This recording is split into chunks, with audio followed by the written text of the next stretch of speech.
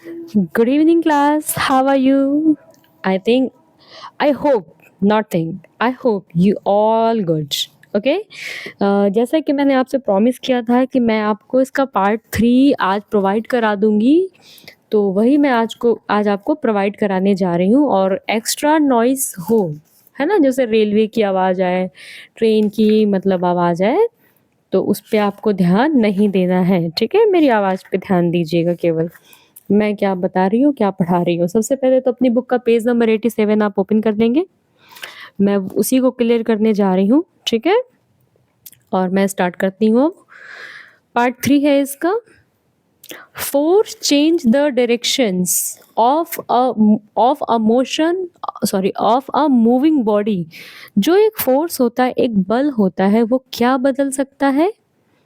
तो direction of motion of a moving body, चलती हुई बॉडी मतलब निकाय। फिजिक्स में बॉडी को निकाय के वर्ड से समझा जा सकता है, निकाय को रोक सकता है। जैसा कि आप पिक्चर में देख पा रहे हैं, ये बगल में force change the direction of motion, उसकी तरफ एक बॉल आई, एक प्लेयर है, उसकी तरफ बॉल आई, और उसने क्या किया, उसका जो बॉल था वो उसकी ओर आ रहा था, लेकिन उसने बॉल पे क्या किया, अपनी तरफ से फोर्स लगा के उसकी डायरेक्शन बदल दी।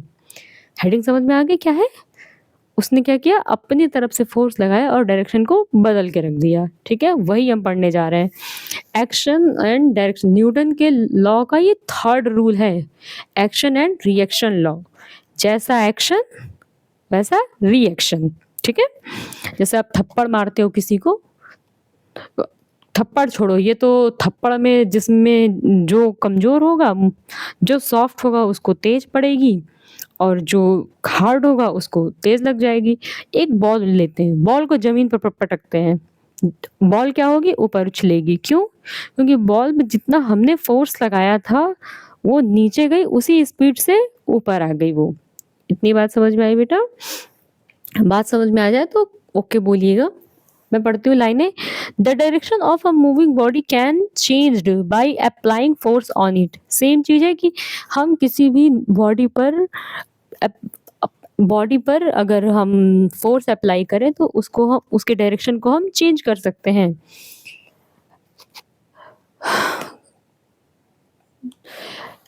In cricket when a bowler throw a ball the batsman hits it। जब एक बॉलर बॉल को बैट्समैन की तरफ फेंकता है, तब बैट्समैन क्या करता है, बॉल को हिट करता है या मारता है। The batsman hits it when hitting the ball, जैसे ही उसको मारता है बॉल को, he changed the direction of the motion of the ball।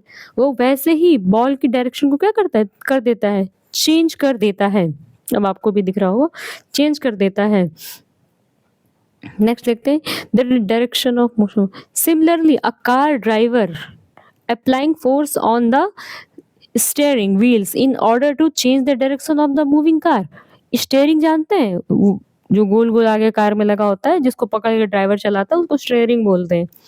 वो स्टीयरिंग से क्या करता है, पहियों पे कवर कर अपनी पकड़ बनाता है, पहियों को वो इधर से उधर करता है, तब हमारी जो कार है उसी डायरेक्शन में मूव करती है जिस डायरेक्शन में पहिए जा रहे होते हैं। हम हाथ से ही फोर्स लगा रहे हैं स्टीयरिंग पे, है ना।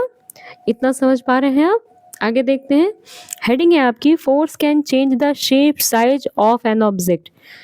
एक बल किसी भी वस्तु की शेप को भी बदल सकता है, उसके साइज को भी बदल सकता है ना, उस वस्तु की।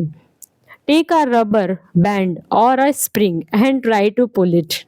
कितना अच्छा एग्जाम्पल दिया है। एक रबर बैंड लीजिए और उसको कोशिश कीजिए, पुल मतलब खींचने की कोशिश कीजिए। व्हेन इट इज पुल्ड, वो खिंच जाएगी। It's shapes change, that is उसका जो शेप है वो बदल जाएगा। जैसा कि it is stressed to a longer length, वो एक लंबी सी हो जाएगी। Take a brick and a hammer. एक ब्रिक लीजिए, एक ईटा लीजिए और हथौड़ा लीजिए। Apply the force on the brick using a hammer. Hammer की मदद से उस ब्रिक पर अप्लाई कीजिए, मतलब मारिए उस पे। The brick breaks. ब्रिक क्या होगी, ब्रिक मतलब ईंट, ईंट क्या होगी, टूट जाएगी। Into piece places, bricks into pieces.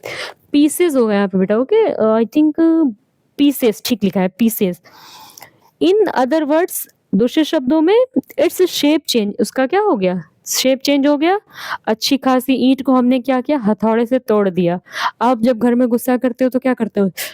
अब जब छोटे थे तब का याद करो, अभी करोगे तो पहले भी मार खाते थे, आज भी मार ही खाओगे, कोई पुरस्कार नहीं देगा आपको है ना? तो जब छोटे रहे होगे तब जब कोई चीज़ नहीं मिलती थी तब लोट-पोट मचाते थे, चीज़ें पटक-पटक के तोड़ना शुरू करते थे, ये नहीं लेंगे, वो नहीं लेंगे, करते थे ना? तब तो मम्मी दबा-दबा के मारती होंगी देखो मम्मी रोटी बना रही है, बगल वाली पिक्चर में देखो, वो क्या कर रही हैं? फ़ोर्स लगा रही हैं, किस पे? एक लोई पे, आटे की लोई है, गोली है, उस पे क्या कर रही हैं? आटे का डो बनाया पहले, डो से उन्होंने एक कट निकाला और उस पे क्या कर रही हैं? फ़ोर्स अप्लाई कर रही हैं। तो एक गोल निकाल करके फिर वो एक बेलन लेती हैं और उसको एक गोल और पतला सा शेप देती हैं। इससे क्या पता चलता है? Force can change the shape and size. जो बल है वो किसी भी वस्तु की शेप और साइज को चेंज कर सकता है। ठीक है, आगे इस ग्रीन में जो लिखा है इसको हम पढ़ते हैं। सर आइजैक न्यूटन 1642 से लेकर 1727 तक वो जिंदा रहे हैं। Newton was born at Woolsthorpe in England in 1642। England में इनका जन्म हुआ था 1642 में। He studies at Trinity college से and Cambridge and became the most profound scientist, और वो बहुत ही सबके पसंदीदा साइंटिस्ट बने। The observation of an applying falling towards the ground helped him to formulate the basic law of gravitation इतना आप समझिए कि उन्होंने ग्रेविटेशन के वर्क में फील्ड में बहुत अच्छा काम किया। ही incited the laws of motion and the law of gravitation. Newton was a genius and contributed significant in all field of science. Newton अकेले ऐसे वैज्ञानिक हैं जिन्होंने हर एक फील्ड में हर एक जगह बहुत अच्छी पकड़ रखी और अपनी जितनी भी वो थीसिस थी उन्होंने अपना दिया, इंक्लूडिंग मैथमेटिक्स को जोड़कर उन्होंने मैथ में भी अपने रूल्स दिए। आप बड़े हो जाएंगे तो आप मैथ में भी इनके रूल्स पढ़ेंगे। ही रोट हिज बुक, उन्होंने अपनी किताब लिखी प्रिंसिपल्स मतलब सिद्धांत, in Latin and his book on optic was written in English. और ऑप्टिक्स को उन्होंने किस में लिखा? इंग्लिश में लिखा, लेकिन प्रिंसिपल्स अपने सिद्धांत को उन्होंने लैटिन लैंग्वेज में लिखी। लैटिन एक भाषा का नाम है, उसमें लिखा। ठीक है, आगे देखते हैं टाइप्स ऑफ फोर्सेस। फोर्स कितने प्रकार के होते हैं? Forces can broadly classified into two types, contact force and non contact force. Force को हम टू टाइप में डिवाइड कर सकते हैं। एक वो जिसको हमको छू के, who is that disturbing me?